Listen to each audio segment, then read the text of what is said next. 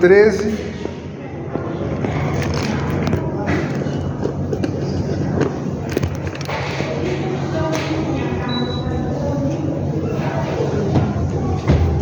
Deixa no vídeo, né? Não, estou tentando desligar. São João 2, do 13 ao 25. Quem gostaria de ler, por favor?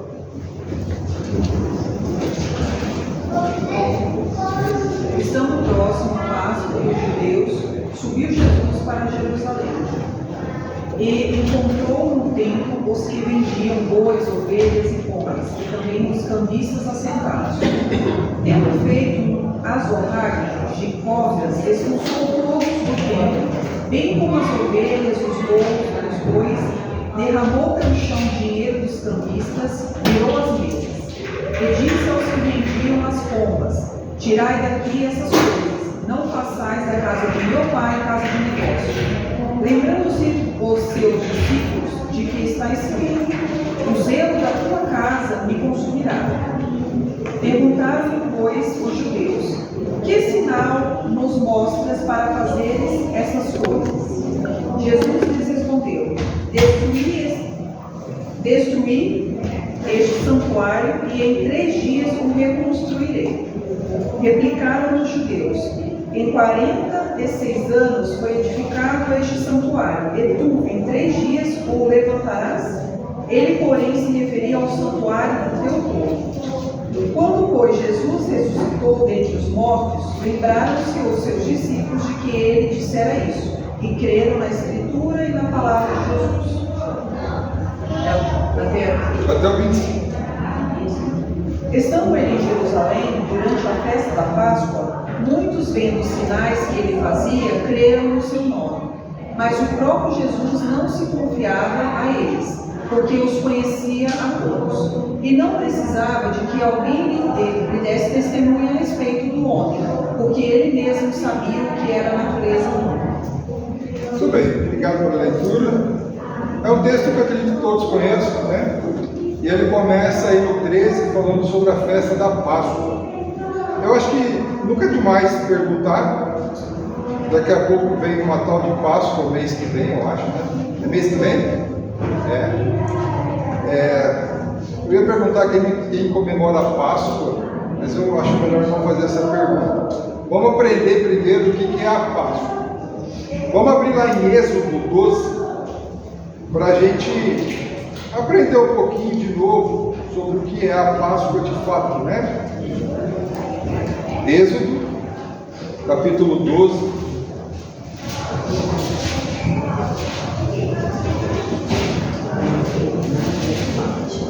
Quem pode ler rapidamente do 1 ao 11?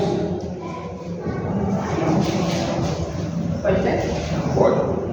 O Senhor disse a Moisés e a Arão no Egito: Este deverá ser o primeiro mês do ano para vocês. Digam a todos a comunidade de Israel que no 10º dia deste mês, todo homem deverá separar um cordeiro e um cabrito para a sua família, um para cada casa. Se uma família for pequena demais para um animal inteiro, deve dividi-lo com seu vizinho mais próximo, conforme o número de pessoas e conforme cada um puder comer. O animal escolhido será macho de 1 ano, sem defeito, e poderá ser cordeiro ou cabrito. Guarde-o até o 14º dia do mês, quando toda a comunidade de Israel irá sacrificá-lo ao pôr do sol. Passem um pouco de sangue nas laterais e nas vigas superiores das portas da casa, nas quais vocês comerão o animal. Naquela mesma noite comerão a carne assada ao fogo, com ervas amargas e pão sem fermento. Não comam uma carne crua, nem cozida em água, mas assada no fogo, cabeça, pernas e vísceras. Não deixem sobrar nada até pela manhã. Caso isso aconteça, queimem o que restar. Ao comerem, estejam prontos para sair. Sintam no lugar sandálias nos pés e cajados nas mãos. Comam apressadamente, esta é a Páscoa do Senhor. Então, a Páscoa, ela foi instituída por Deus para a comunidade judaica, tá? Com qual objetivo? O objetivo está lá no capítulo 13, do 3 em diante. Eu vou ler para a gente, tá? O objetivo: Disse Moisés ao povo: lembrai-vos deste mesmo dia que saíste do Egito, da casa de servidão, pois com mão forte o Senhor vos tirou de lá. Portanto, não comereis pão levedado.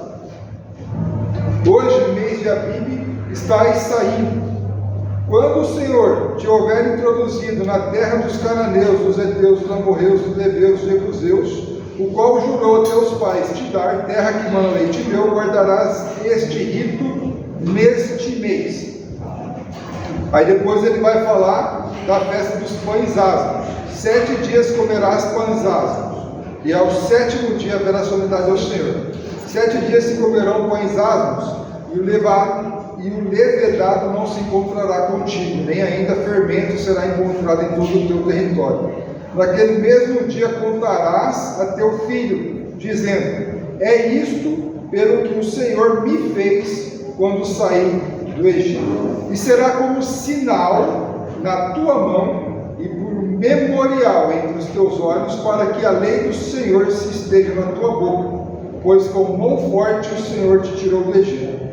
Portanto, guardarás esta ordenança no determinado tempo, de ano em ano. Então, a Páscoa deveria ser comemorada por qual povo?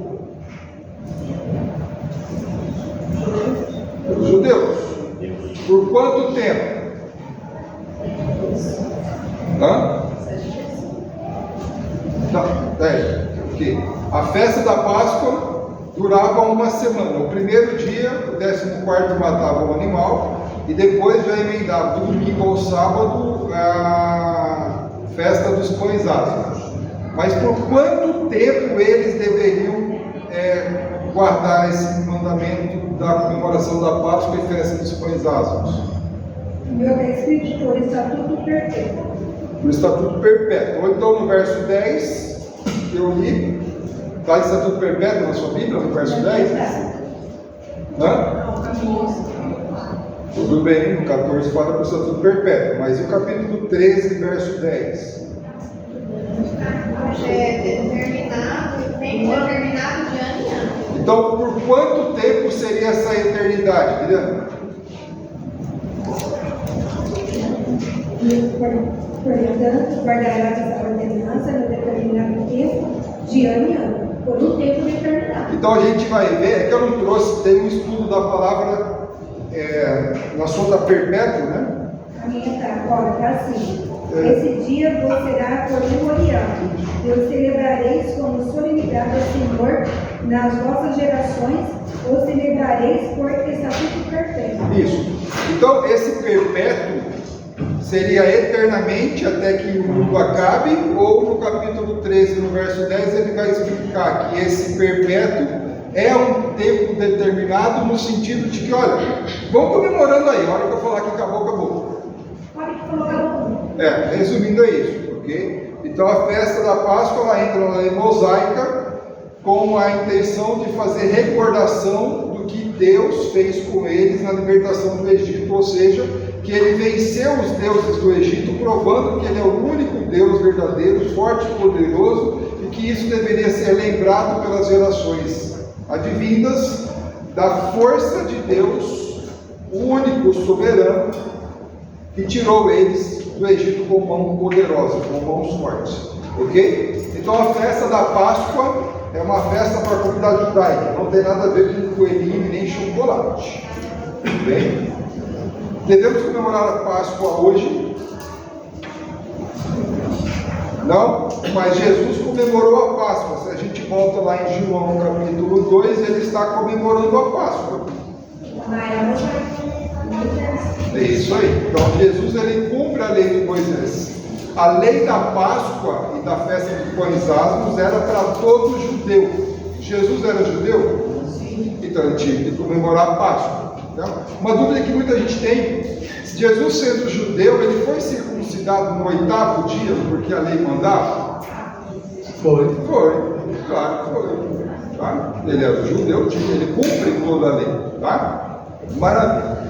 Sobre a festa da Páscoa, então todos os israelitas deveriam ir a Jerusalém para comemorar a Páscoa e fazer o ritual. Se por acaso alguém perdesse o primeiro mês, abram por favor lá em Números 9 e 10.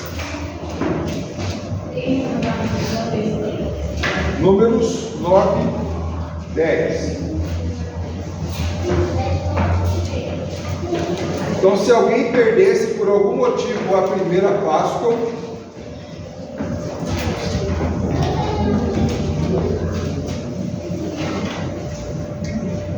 não é possível que está gelando.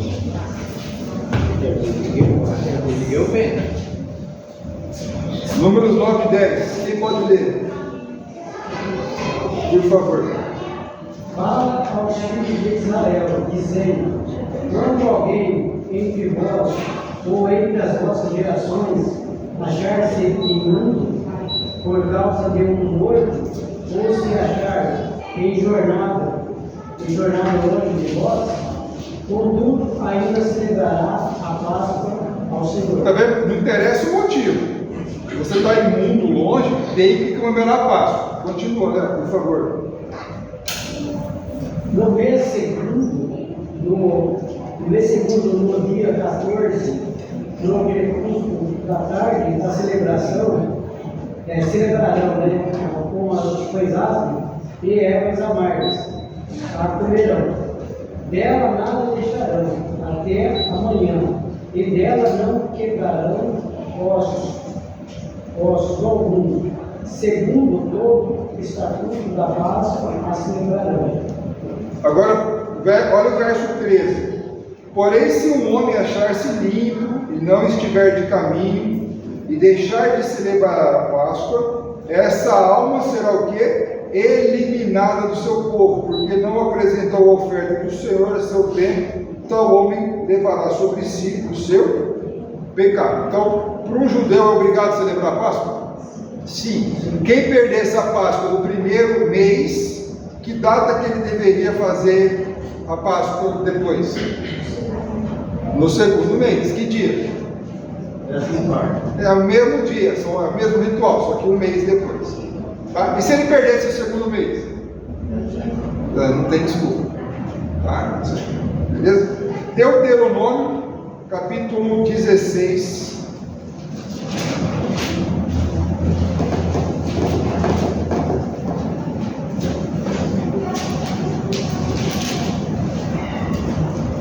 Do 13 ao 17, eu vou ler aqui, tá?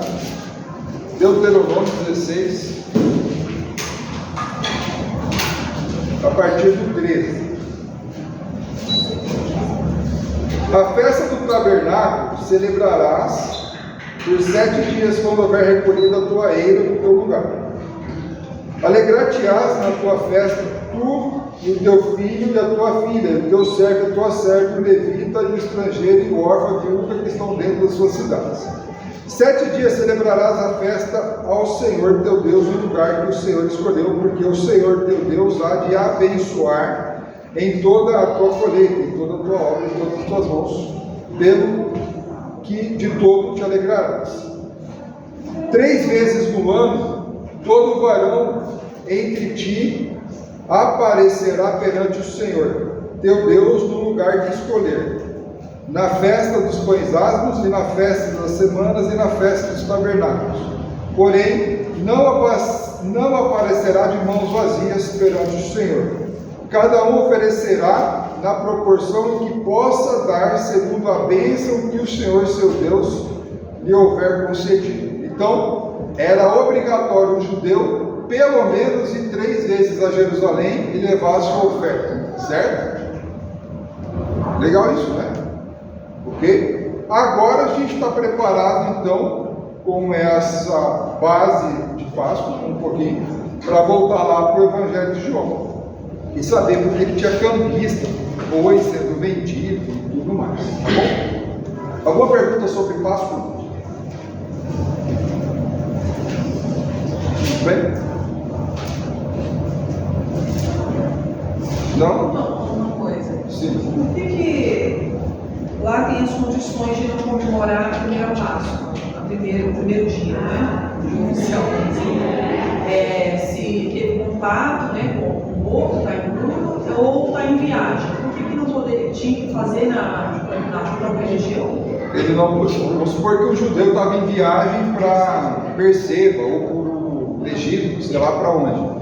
Ele não poderia comemorar a Páscoa em outra cidade, a não ser a cidade que Deus escolheu, que é Jerusalém. Olha só como que era rigoroso. Tá? Tudo bem?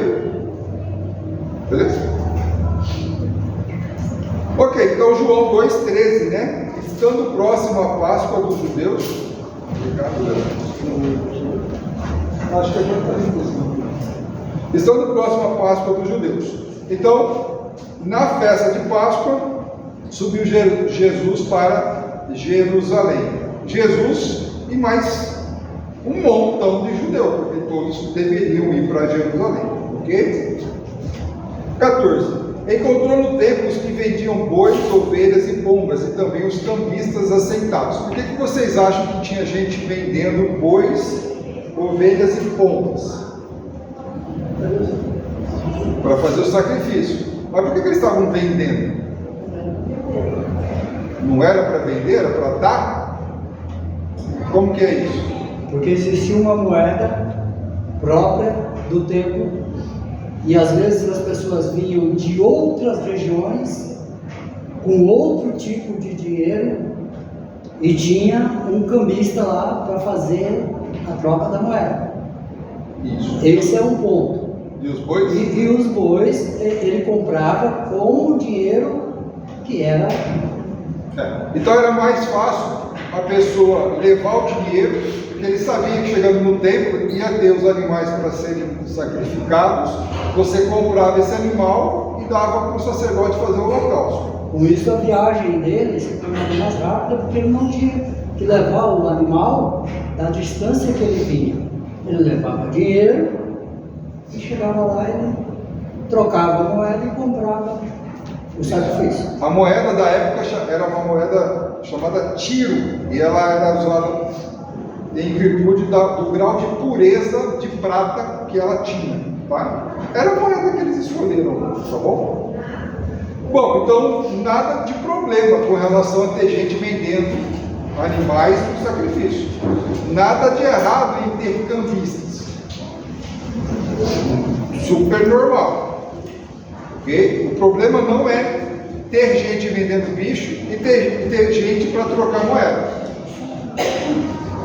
Agora no 15, tendo Jesus feito um azorrague. É um chicote. É um chicote, você acabou de dar um spoiler. Quem não sabia o que é um azorrague é um chicote, ok? De cordas expulsou todos do templo, bem como as ovelhas e os bois, derramou pelo chão o dinheiro dos cambistas, virou as mesas. Quem é que fez isso? Jesus. Por que Jesus toma essa atitude? Por causa do abuso. Então o problema não era ter gente vendendo os animais, nem ter os cambistas. O problema era o abuso que essas pessoas faziam com relação aos outros judeus. Então o boi que valia 10, ele vendia mais caro. No câmbio, o pessoal fala que a margem de lucro desses cambistas era de 12,5%. Então não era só trocar, eles tinham que ganhar dinheiro em cima dos judeus no câmbio.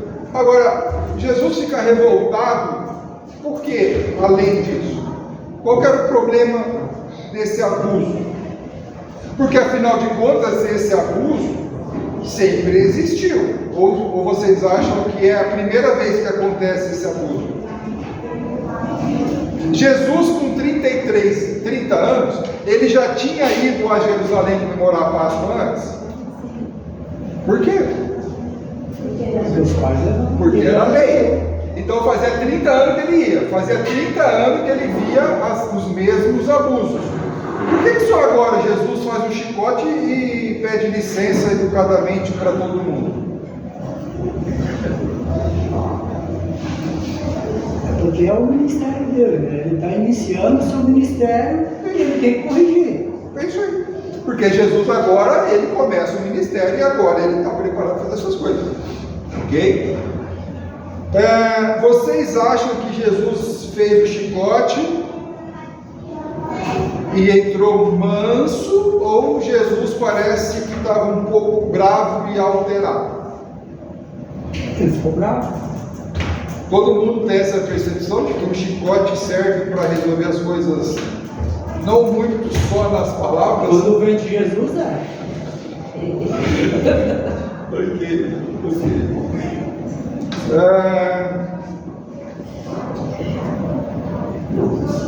Qual que é a imagem que vem na sua cabeça, então, de Jesus fazendo um chicote? O que vocês entendem por levantando as mesas, virando as mesas? Você acha que ele levantou as mesas para passar uma vassoura, limpar? Ou não? Não foi? Jogando tudo para cima. Estou literalmente o pau da barraca. Ok. Então, Jesus ele não vai aceitar o erro aqui no sentido da comemoração da Páscoa. Ok? Quem pode ler Efésios 5, 27? Vamos fazer uma... Efésios é para frente. Vamos fazer uma reflexão.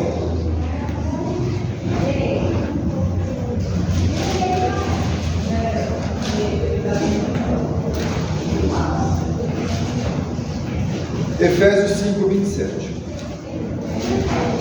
A gente está acostumado a ver Jesus pintado, né?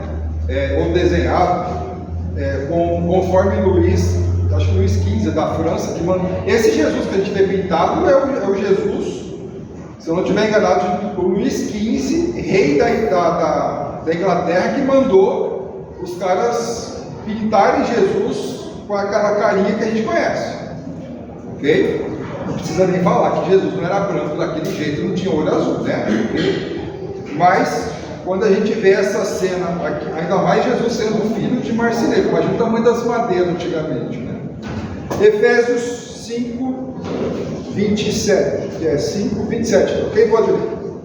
Para apresentar a si mesmo, igreja gloriosa, sem mácula, sem ruga, nem coisa semelhante, porém santa e sem defeito. Aqui Paulo está dando um exemplo, uma analogia do casamento com a igreja, e Jesus quer apresentar a igreja gloriosa, sem mácula. O que é sem mácula? Sem defeito. Sem defeito, sem mancha, né? Sem ruga. Por que a ruga não é boa aqui nesse contexto? Porque é um defeito. A ruga é um defeito. Isso, ok. Nem coisa semelhante, porém santa e sem defeito. Então a vontade de Jesus para a igreja é que ela seja assim. A vontade, agora faz um link com o que nós acabamos de ler. Jesus fazendo um chicote e corrigindo o erro. Tudo bem? Duas cenas. Como que vocês acham que a gente tem que viver dentro da igreja hoje? Com disciplina. Com disciplina. O que, Deus? Corrigindo o erro. Quem mais? Tá bom. Por quê? Porque a indisciplina é ruga, é mácula e não agrada a Deus. Jesus vai aceitar a igreja sem defeito, com defeito? Claro que Igreja com ruga e igreja com mancha, manchada por causa do pecado? Se a minha vida está com mancha, tem ruga, o que eu tenho que fazer com ela? Tem que limpar, tem que pedir, Se vira. pedir perdão. Larga disso. Larga. Tá? Muda a vida. Porque senão Jesus não suportou o erro na lei mosaica, ele não vai suportar o erro na lei cristã, na lei dele, na nova aliança. Mas Jesus não é amor, Jesus não é perdão. Sim, ama, corrige. Quem ama corrige. Mas e se a pessoa acha que tudo bem? Vai ser corrigido o resto da vida. E não vai se consertar. Ok. Aceitando o pecado.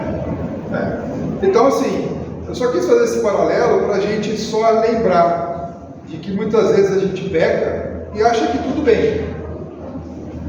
Tá tudo bem, não. Tá tudo bem, não. Ah, mas eu tenho uma mancha.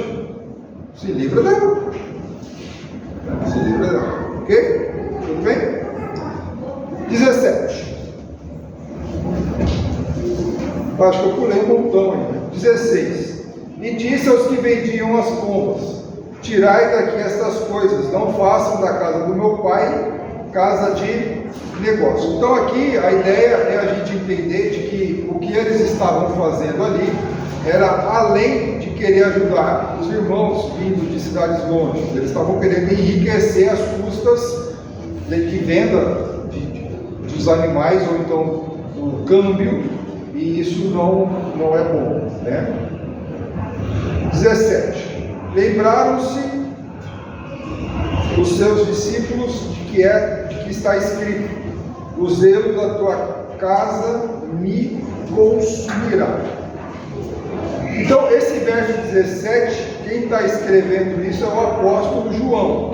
Ele escreveu isso anos depois que Jesus subiu aos céus, depois da sua morte e ressurreição, tudo bem? No que ele estava escrevendo, ele recebeu essa revelação do Salmo 69, verso 9. Então, o apóstolo João revela para a gente a profecia do Salmo 69, de quando o salmista fala que o zelo da sua casa me consumirá, e ele associa esse acontecimento de Jesus com o cumprimento dessa profecia. Tudo bem? Tranquilos? 18. Perguntaram-lhe, pois, os judeus: que sinal nos mostra para fazer essas coisas? É interessante porque sempre os judeus vão pedindo sinal, sinais. E eu me lembrei de um sinal que eles também pediram e Jesus também respondeu negativamente. A gente volta para João. Abra lá em Mateus, no capítulo 12, se você quiser, evidentemente. Mateus 12.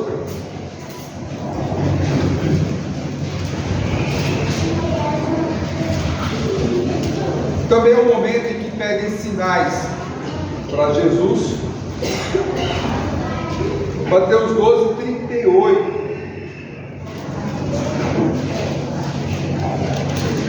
Então alguns escribas e fariseus replicaram: mestre, queremos ver de tua parte algum sinal. Ele, porém, respondeu: uma geração má e adúltera pede um sinal, mas nenhum sinal será dado, senão o do profeta Jonas. Porque assim como esteve Jonas 3 dias e 3 noites no ventre do grande peixe, assim o Filho do Homem estará 3 dias e 3 noites no coração da terra. Ninivitas se levantarão no juízo com esta geração e a condenarão, porque se arrependeram com a pregação de Jonas. E eis que aqui está quem é maior do que Jonas.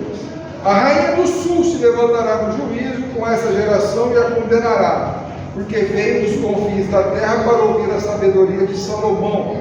E eis aqui está quem é maior do que Salomão. Então também em Mateus, escribas e fariseus pedindo para que Jesus desse o sinal de quem realmente ele é. Ele falou dos 3 dias, o sinal de Jonas. Vamos voltar lá para João agora de novo. Eu estou tentando fazer esses ping-pong de lá para cá para tentar dar uma enriquecida, tá? Então, João 2, no 19, Jesus lhes respondeu: destruí esse santuário e em 3 dias o reconstruirei. Olha, também tem a ver com sinal, também tem a ver com 3 dias, mas agora ele está falando do templo, né? O que Jesus está querendo dizer com isso?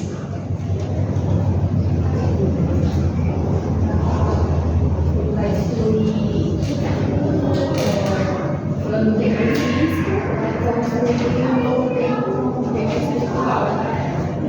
Na verdade não foi Jesus quem destruiu o templo, né? Mas sim o Império Romano, motivado sem dúvida nenhuma por uma questão divina. Mas ele está falando da reconstrução do templo. A gente vai ver depois que esse templo é o templo nosso, é o templo espiritual, o templo do Espírito Santo, onde o cristão recebe a glória de receber aí o Espírito Santo. Tá bom? 20. Replicaram os judeus: em 46 anos foi edificado esse santuário, e tu em 3 dias o levantará. Ele, porém, se referia ao santuário do seu corpo, tá? Quando, pois, aqui no caso, Jesus está falando do corpo dele, que ele ressuscitaria no 3º dia, tá bom? Quando, pois, Jesus ressuscitou dentre os mortos, lembraram os seus discípulos de que ele dissera isso, e creram na Escritura e na palavra de Jesus. É interessante esse verso 22, porque só gera, ou melhor, não é que só gera a crença, mas reafirma a crença dos apóstolos quando? Só depois da ressurreição de Jesus, né? Quando Jesus disse, talvez eles nem tinham entendido. Isso só vai se cumprir 3 anos depois. E eu só fazendo uma reflexão também, muitas vezes a gente escuta pregações, ou então a gente prega, ou então a gente quer falar algo para alguém, ou alguém fala algo para a gente, mas a ficha não cai na hora, né? Não tem um verso que fala que a palavra de Deus não volta vazia, né? Ou com outras palavras, né? Então muitas vezes a gente vai ouvir uma pregação aqui e diz: ah, que estranho, ele não serve para mim hoje. Mas não precisa ser hoje, né? Daqui 3 anos talvez a gente entenda o que foi pregado, ou então o que nos aconselharam, né? Nesse caso aqui, Jesus disse que ele ressuscitaria, ou seja, ele refaria o templo, mas só depois, de 3 anos, quando acontece, é que os discípulos, os apóstolos, entenderam o que Jesus havia dito. Então não tenha pressa para querer aprender tudo e absorver tudo. Muitas vezes a gente vai precisar de tempo para as coisas irem sendo digeridas por nós, ok? E para terminar aqui, o 23. Estando ele em Jerusalém durante a festa da Páscoa, muitos, vendo os sinais que ele fazia, creram no seu nome, mas o próprio Jesus não se confiava a eles, porque os conhecia a todos. E não precisava de que alguém lhe desse testemunho a respeito do homem, porque ele mesmo sabia o que era a natureza do homem. Para entender esses 3 versos, eu prefiro ler João 4,44.